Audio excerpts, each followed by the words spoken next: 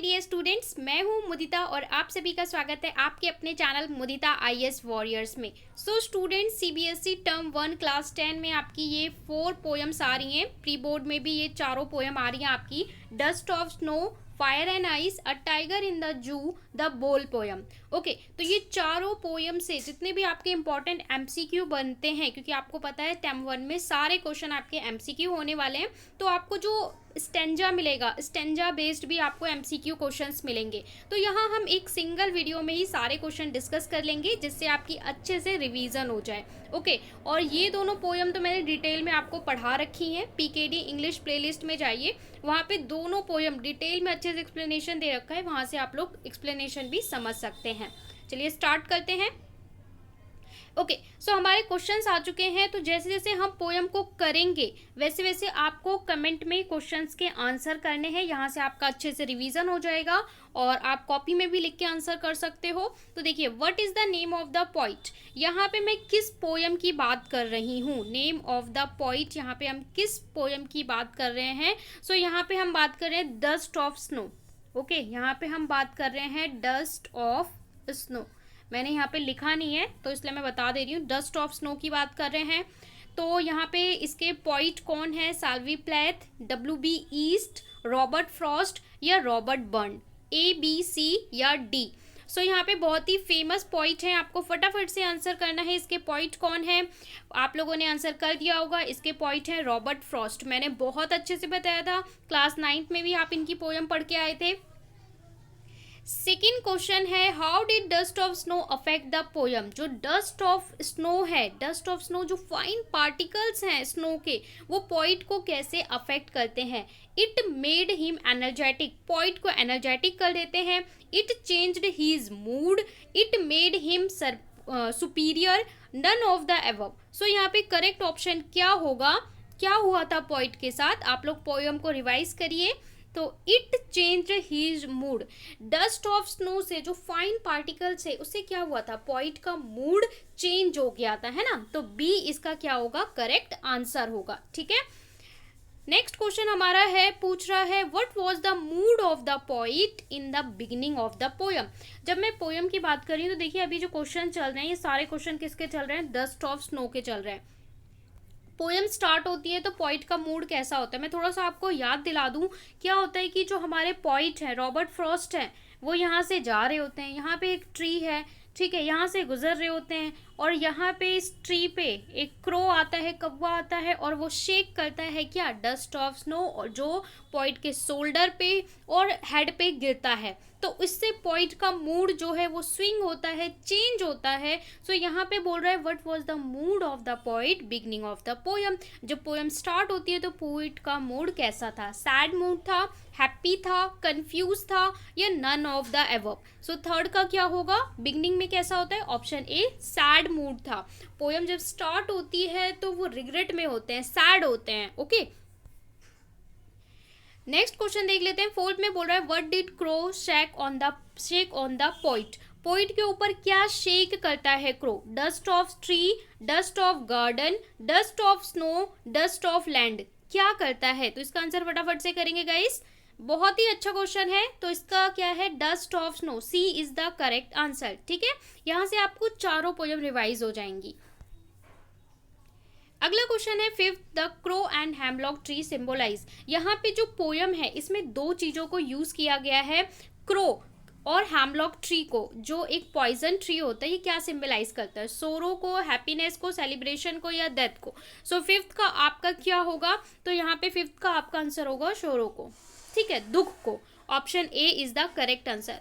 जो पोयम होती है ना, पोयम में हेमलॉक ट्री और क्रो दोनों को ही नेगेटिव कैरेक्टर की तरह यूज किया जाता है। जो सारे नॉर्मल पॉइंट हैं वो इन दोनों को नेगेटिव कैरेक्टर की तरह यूज करते हैं, बट हमारे जो रॉबर्ट फ्रॉस्ट है ना, वो इन्हें भी अपनी पोयम में पॉजिटिव कैरेक्टर की तरह यूज कर रहे हैं। अगला क्वेश्चन है हमारा question number 6, what does dust of snow represent. Dust of snow यहाँ पे क्या रिप्रेजेंट कर रहा है, healing power of nature, particles of snow, cool weather, none of the above. तो यहाँ पे डस्ट ऑफ स्नो एक्चुअल में क्या है, बर्फ के छोटे छोटे पार्टिकल्स हैं, जैसे डस्ट ऑफ स्नो कहा जा रहा है। तो यहाँ पे क्या दिखा रहा है, ये इसने पॉइंट के मूड को चेंज कर दिया, तो इसके अंदर क्या पावर है? तो इसका आंसर क्या होगा? Option A, healing power of nature. कि जो हमारी प्रकृति है उसमें इतना पावर है कि इतनी इतनी हीलिंग पावर है कि वो थोड़े से ही टाइम में किसी को हील कर सकता है, किसी का मूड चेंज कर सकता है। पॉइंट जहाँ तक अभी तक एक सैड जोन में थे, एक सैड मूड में थे, एक छोटा सा मूवमेंट जो नेचर से हुआ, उन्होंने उनकी पूरी लाइफ चेंज कर दी और उन्हें एक रियल पाथ दिखा दिया। तो हीलिंग पावर है, ठीक है। अगला क्वेश्चन है हमारा question number 7। Name the poetic device use in the line has given my heart. Guys poetic device आपको ज़रूर करना है। इंग्लिश के जो स्टेंजा आते हैं वहाँ से भी आपको मिलता है, और जो आपका हम कहते हैं जो पैराग्राफ आता है, पैसेज आता है, वहाँ पे भी पोइटिक डिवाइस पूछा जाता है। Has given my heart, has given my heart. तो यहाँ पे एलिटरेशन है, मेटाफर है, ठीक है, ऑक्सीमोरोन है या सिमिली है, आपको बताना है। ये मैंने आपको करवा भी रखा है। तो यहाँ पे आपका क्या हो जाएगा? यहाँ पे आपका हो जाएगा ऑप्शन ए, एलिट्रेशन। यहाँ पे आप लोग देख सकते हैं has given my heart, H H, ठीक है, एक ही लाइन में एच का रिपीटेशन हो रहा है, ठीक है। तो यहाँ पे क्या होगा? एलिटरेशन होगा। अगले क्वेश्चन पे चलते हैं। क्वेश्चन नंबर 8 में बोल रहा है what uplifted his mood. Option A, falling of snow on his shoulder, the crow, hemlock tree, all of the above. So इसका आंसर क्या होगा? A falling of snow on he shoulder, जो उसके shoulder पे डस्ट ऑफ स्नो या snow fall हुआ था, that uplift his mood. His किसे बोला जा रहा है? पॉइंट को बोला जा रहा है। ओके, नेक्स्ट क्वेश्चन है हमारा question number 9। Why does the poet call it dust of snow. Poet इसे डस्ट ऑफ स्नो क्यों बोल रहे हैं? Snow particle were too tiny, okay, they come over him like dust, they felt like dust, they look like dust. इसको dust उन्होंने क्यों कहा है? Why? Because snow particle were too tiny, बहुत ज़्यादा छोटे हैं, बहुत ज़्यादा फाइन पार्टिकल हैं, तो इसीलिए वो उसे क्या बोल रहे हैं? डस्ट बोल रहे हैं। डस्ट मतलब आप देखते हो धूल होती है जिसके कण आप हाथ में पकड़ नहीं सकते हो, तो वो बर्फ के भी ना बहुत टिनी, बहुत ही छोटे माइक्रो पार्टिकल्स हैं, इसलिए वो क्या बोल रहे हैं? स्नो की डस्ट बोल रहे हैं, ठीक है। तो A is the correct answer. Next question है question number 10। What are the two negative character that Frost use in as carriers of positivity. देखिए रॉबर्ट फ्रॉस्ट थोड़े अलग ही पॉइंट हैं, और यहाँ पे जो आमतौर पे जो हमारे कवि होते हैं, पॉइंट होते हैं, वो जिन्हें नेगेटिव क्रिएचर या नेगेटिव कैरेक्टर की तरह यूज़ करते हैं, फ्रॉस्ट उसे पॉजिटिविटी के लिए यूज़ कर रहे हैं। कि हमारा जो कौवा है ना, हमेशा आपको बचपन में पोएम पढ़ाई जाती है, कौवा काला कोयल काली, है ना, दोनों ही ब्लैक है, और कोयल को बहुत इंपॉर्टेंस दी जाती है और कौवे को नेगेटिव कैरेक्टर की तरह यूज़ किया जाता है। लेकिन जो रॉबर्ट फ्रॉस्ट है ये क्या कर रहे हैं? ये बोल रहे हैं कि भाई दोनों ही तो प्रकृति का है, कौवा भी तो प्रकृति का ही है, वो भी तो नेचर का पार्ट है। Hemlock tree is also a part of nature, why we used as a negative character. तो वो बोलते हैं कि मेरे साथ तो इन दोनों ने पॉजिटिव किया, ये दोनों नेगेटिव कैरेक्टर हैं, बट इन्होंने तो मेरी लाइफ को चेंज कर दिया, मेरे मूड को चेंज कर दिया। तो वो ये बताने की कोशिश कर रहे हैं कि जो प्रकृति है ना वो पूरी एक ही तरीके की है, ठीक है। तो यहाँ पे उन्होंने किसको यूज किया है? स्नो और डस्ट को, हैमलॉक ट्री और स्नो को, स्नो और क्रो को, या हैमलॉक ट्री और क्रो को। सो इसका आंसर क्या होगा? इसका आंसर होगा ऑप्शन डी, हैमलॉक ट्री और क्रो। हैमलॉक ट्री एक पॉइजन ट्री होता है, इसलिए आमतौर पर इसे दुख के लिए और डेथ के लिए यूज किया जाता है, सोरो के लिए यूज किया जाता है, क्रो को भी। बट जो हमारे पॉइंट हैं वो इन दोनों को पॉजिटिविटी के लिए यूज कर रहे हैं, तो D is the correct answer. Okay, अब हमारी नेक्स्ट पोएम शुरू हो गई है, और पोएम क्या है? Fire and ice. बहुत ही मज़ेदार पोएम थी, मैंने आपको पढ़ाया था, लाइव स्ट्रीम में भी पढ़ाया था और ऐसे भी पढ़ाया था। इसके क्वेश्चन आंसर भी हमने करे थे, शॉर्ट आंसर टाइप क्वेश्चंस करे थे, ठीक है, और इसकी पोइटिक डिवाइस भी करी थी, और इसमें राइमिंग स्कीम भी, ठीक है। राइमिंग स्कीम निकालना बहुत आसान होता है, मैंने आपको सिखा रखा है, तो आप लोग वीडियो जाके देख लें। कोई भी लाइन आपको दे देगा, आप फट से राइमिंग स्कीम निकाल लोगे। Why do some people say that the world will end in fire? क्यों कुछ लोग कहते हैं कि दुनिया किससे खत्म होगी? आइस से खत्म होगी, will end in ice. Because love among people is increase fast, क्योंकि लोगों में प्यार बढ़ रहा है। Because hatred among people in increasing fast, नफरत बढ़ रही है। लस्ट बढ़ रहा है, या नन ऑफ द एबव। तो देखिए जब मैंने आपको पोएम पढ़ाई थी, मैंने आपको क्लियरली बता दिया था कि फायर का मतलब आग नहीं है, फायर का मतलब क्या था? फायर का मतलब है डिजायर। और आइस का मतलब क्या था? आइस का मतलब बर्फ नहीं है, आइस का मतलब हेट्रेड है। कि भाई देखिए वहाँ पे जो पोइट है ना, पोइट ने ऐसे, इसके पोइट भी रॉबर्ट फ्रॉस्ट है। रॉबर्ट फ्रॉस्ट की पोयम बहुत मज़ेदार होती हैं, छोटी सी पोयम में बड़ी बड़ी बातें कह देते हैं। तो यहाँ पे देखिए फायर वो डिज़ायर को बोलते हैं कि लोगों की जो इच्छाएं हैं, मुझे ये भी चाहिए, वो भी चाहिए, ये भी चाहिए, ये डिज़ायर इतना ज़्यादा बढ़ जाएगा ना, अपनी इतनी इतनी ज़्यादा इच्छाएं बढ़ जाएंगी, बोलते हैं ना इच्छा कभी ख़त्म नहीं होती, तो इतनी ज़्यादा बढ़ जाएंगी, दुनिया डिस्ट्रॉय हो जाएगी। और दूसरा वो बोलते हैं अगर इससे दुनिया नहीं भी डिस्ट्रॉय हुई या दोबारा बच गई तो हेट्रेड, लोगों में इतना ज़्यादा जेलसी है, इतना नफरत है, कोई किसी को आगे बढ़ते नहीं देख सकता, कि हेट्रेड लोगों में इतना ज़्यादा बढ़ जाएगा कि उससे भी दुनिया डिस्ट्रॉय हो सकती है। ओके, अब यहाँ पे देखिए आपका इस क्वेश्चन का आंसर क्या होगा। मैंने थोड़ा आपको सेंट्रल आइडिया दे दिया, जिससे अगर जिस बच्चे ने नहीं पढ़ा है उसे भी ईजी हो आंसर देने में। सो इसका आंसर होगा ऑप्शन बी, ठीक है, क्योंकि हेट्रेड लोगों का बहुत ज़्यादा बढ़ता जा रहा है, इसलिए आई से खत्म होगी। क्वेश्चन नंबर 12 में हमसे बोल रहा है what is ice a symbol of. Ice यहाँ पे किस चीज का सिंबल है, तो वो मैंने वही आपको बता दिया। हर पोयम का आपको सेंट्रल आइडिया पता होना चाहिए, अगर सेंट्रल आइडिया पता है तो आप इजीली आंसर कर सकते हो। सेंट्रल आइडिया कि पोयम किस पे बेस है, एक्चुअल में वो पोइट क्या कहना चाहता है, लस्ट, लव, डिजायर या हेट्रेड। सो यहाँ पे ऑप्शन आप लोग बताएंगे, बहुत ही आसानी से बता सकते हैं, option D hatred is the correct answer. I hope आप इंजॉय कर रहे होंगे और आपकी रिवीजन अच्छे से हो रही होगी। तो वीडियो को अगर लाइक नहीं किया है तो प्लीज़ लाइक कर दें, ठीक है, आपका जो लाइक है वो हमें मोटिवेट करता है। और फ्रेंड्स के साथ शेयर करें, क्योंकि जितना शेयर करेंगे, जितना दूसरों को पढ़ाएंगे, उतनी आपकी नॉलेज गेन होगी, ठीक है। चलिए आगे बढ़ते हैं।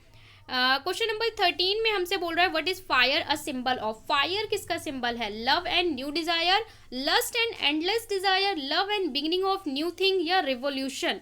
सो 13 का आंसर बताइए फटाफट से। सो फायर हमारा क्या है, lust and endless desire, option B is the correct answer.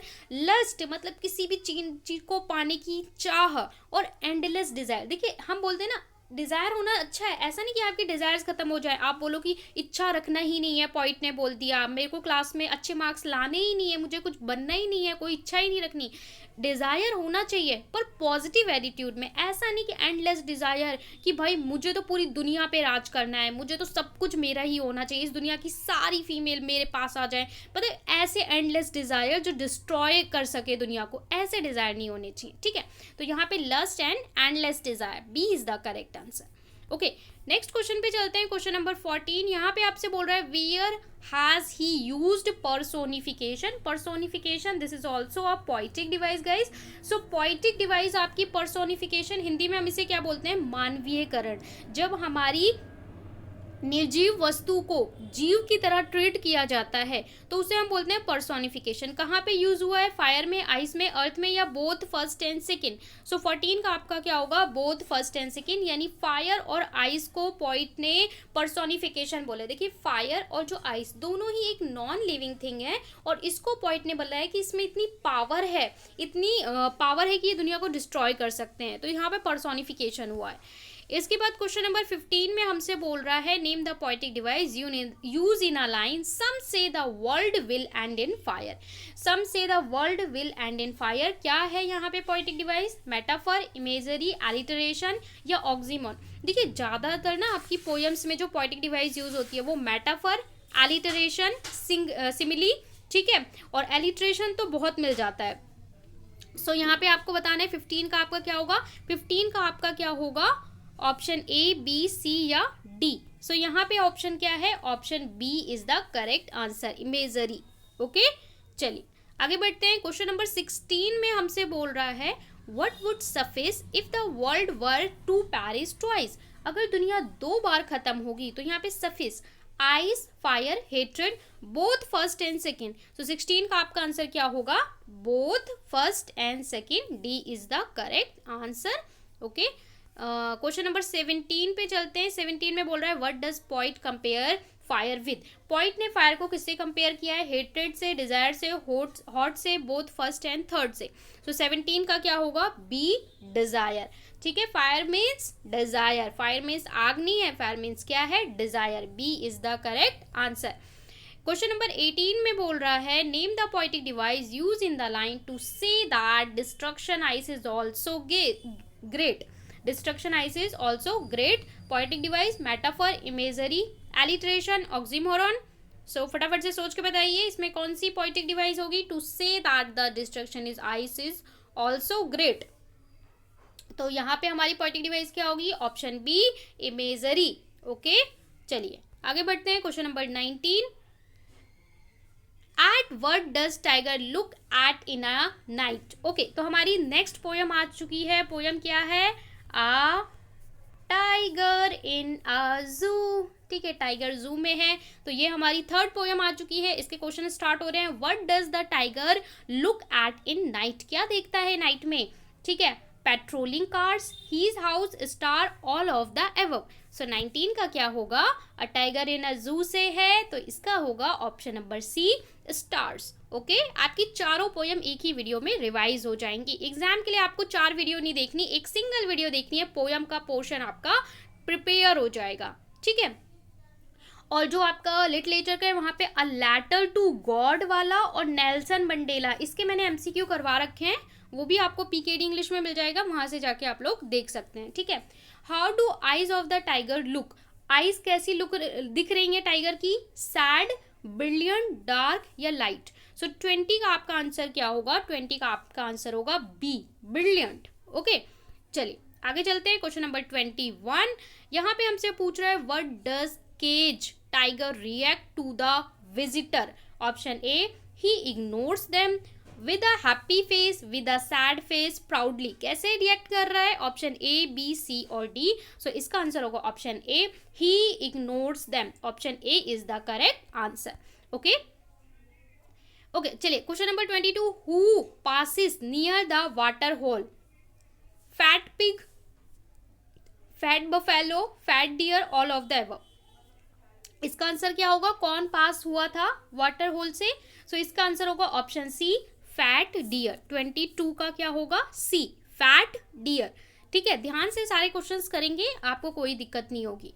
23rd में हमसे बोल रहा है where should the tiger hide to himself. Option A behind the tree, कहाँ पे उसने अपने आप को छुपा लिया था, in the shadow, in the house, in the jungle.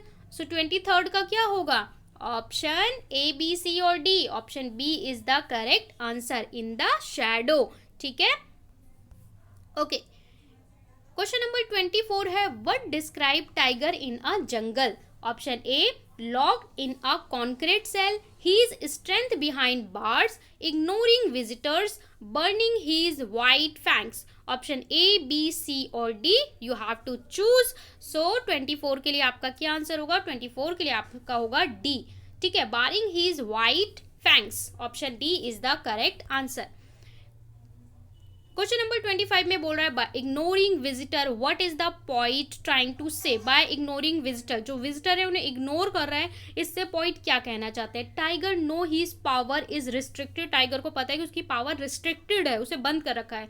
There is no use of showing rage, he is less terrifying because of the cage, all of the above. So 25th आपको 25th का answer बताना है। तो यहाँ पे अगर आप देखोगे तो ये सारे ही ऑप्शन सही है, तो यहाँ पे आपका क्या हो जाएगा, D is the correct answer. For 25 के लिए आपका क्या हो जाएगा, डी हो जाएगा। 26 में बोल रहा है name the poetic device use in a line. देखिए आपको पोएम से पोएटिक डिवाइस पूछेगा तो पोएटिक डिवाइस का एक क्वेश्चन तो फिक्स है, इसे प्रिपेयर कर लीजिए। ठीक है, तो अलग अलग जगह पे आपको 3-4 क्वेश्चन मिल जाएंगे।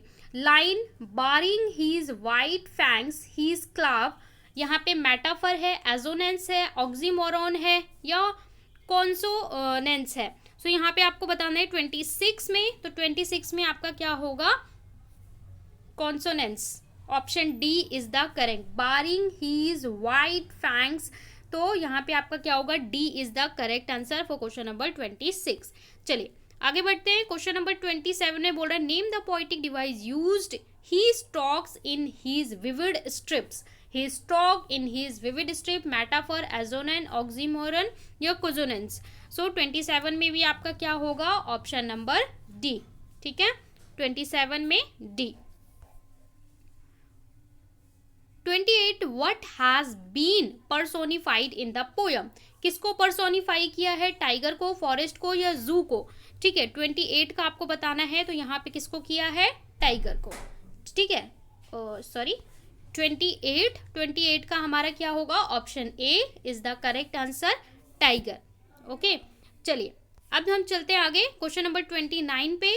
Y who is the poet of the poem the ball poem, जो आपकी फोर्थ पोयम है, पोयम का नाम है द बॉल पोयम। यहाँ पे हमारे पोइट कौन है? तो A B C D W B ईस्ट, Robert Frost, John Berryman. So 29 का आपका क्या होगा आंसर, फटाफट से बता दीजिए। Name of the poem, name of the poet आपको हमेशा याद होना चाहिए जब भी आप पोयम प्रिपेयर करें। तो इसका आंसर होगा option number D, John Baryon. कौन सी पोयम? The ball poem. देखिए दो पोयम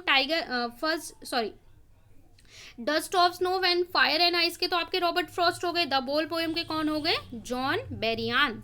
ओके, तो 3 के तो मैंने याद करवा दिया आपको।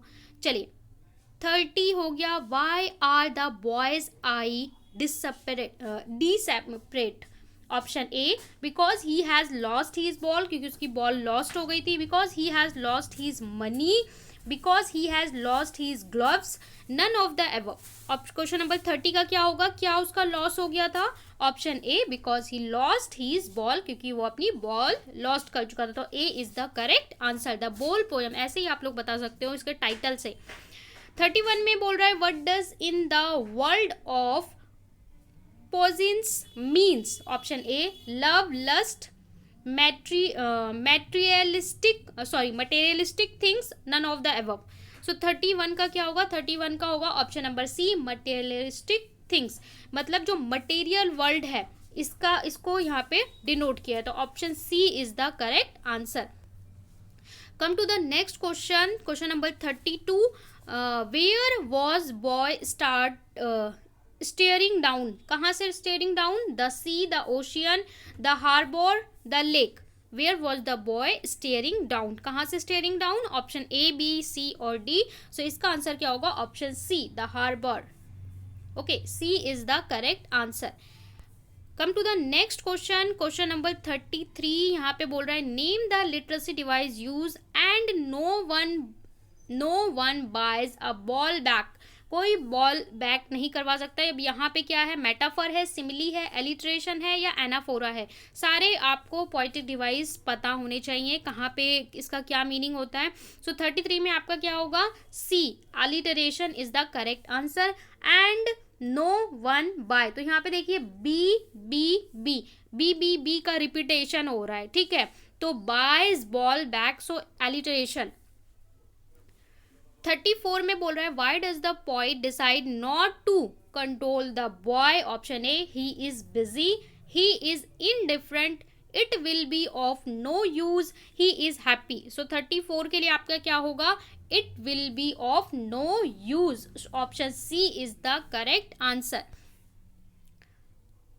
35 according to the poet what is child learning? Child की क्या लर्निंग है? To bear loss, to take care of things, चीज़ों का ध्यान रखना चाहिए, टू बी रिस्पॉन्सिबल होना चाहिए, टू बी केयरफुल। सो 35 के लिए आपका क्या होगा? To bear loss. Option A is the correct answer. Okay, 36 पे चलते हैं। Next question, the ball poem का। What does a ball cost? Ball की क्या कॉस्ट थी? 5 dimes, 10 dimes, 1 dimes, 4 dimes. Okay, आपको फटाफट से आंसर करना है 36 का। सो 36 का आपका आंसर होगा C, 1 dime. C is the correct answer. Next question है question number 37। What is the boy playing with? बच्चा किससे खेल रहा था? बैट से, बॉल से, कार से या बस से? तो ये आप पोयम के टाइटल से ही बता सकते हो, ठीक है। द बॉल पोयम, तो बच्चा किससे खेल रहा होगा? Question number 37, B, the ball. Okay, ball से खेल रहा होगा, तो B is the correct answer. 38 question में हमसे पूछ रहा है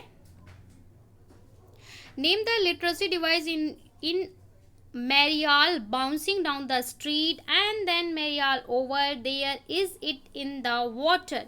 Metaphor, simile, alliteration या anaphora? ऑप्शन बताइए। So option D is the correct answer, anaphora. देखिए ये जो जितने भी पोएटिक डिवाइस हैं, आप लोग 3-4 पोएटिक डिवाइस इन्हें अच्छे से कर लो। एक तो आपका हो गया एनाफोरा, एक हो गया एलिटरेशन, एक हो गया मेटाफर और एक हो गया सिमिली, ठीक है। और एजोनेंस, एजोनेंस एज वेल।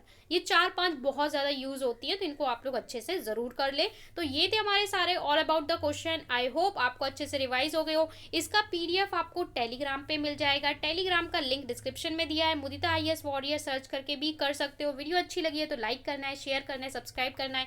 और अगर आपने मेरे दूसरे चैनल को सब्सक्राइब नहीं किया है, उसका नाम है Mudita spirituality. If you want to know about law of attraction, spiritual facts, you can subscribe Mudita Spirituality as well and share with your friends. Next video में मिलते हैं, तब तक के लिए बाय बाय। अपना ध्यान रखिए और पढ़ाई को बहुत अच्छे से करते रहिए।